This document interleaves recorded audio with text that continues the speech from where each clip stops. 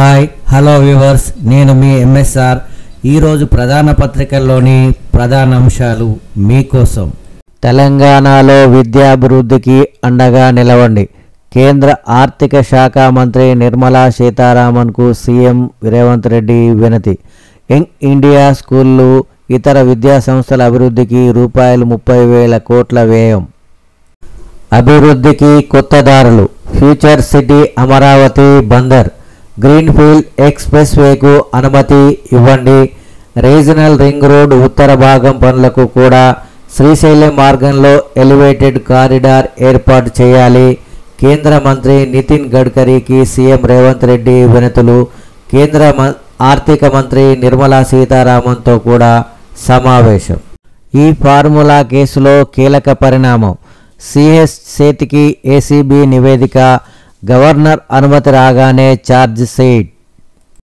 నేపాల్ అగ్నిగుండం. ప్రధాని కేపీ శర్మ ఓలీ రాజీనామా.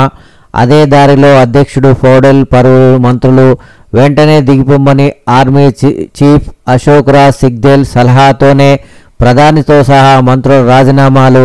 హెలికాప్టర్లో గుర్తు తెలియని ప్రాంతాలకు ఓలీ దుబాయ్కి వెళ్ళినట్టు వార్తలు. పార్లమెంటు భవనం, ప్రధాని, అధ్యక్షుడు, పలువురు మంత్రుల ఇళ్లకు నిప్పు. రణరంగంగా మారిన కాట్మండ్. ఆర్థిక మంత్రి బిష్ణు ప్రసాద్ పౌడెల్ను చితకబాదిన ఆందోళనకారులు. మాజీ ప్రధాని షేర్ బహదూర్ దేవ్బా, ఆయన భార్య, విదేశాంగ మంత్రి అర్జున్ రాణా దేవులపై నిరసనకారుల దాడులు. పారిపోతున్న రాజకీయ నేతలకు హెలికాప్టర్లు అందిస్తున్నారని ఎయిర్లైన్స్కు నిప్పు.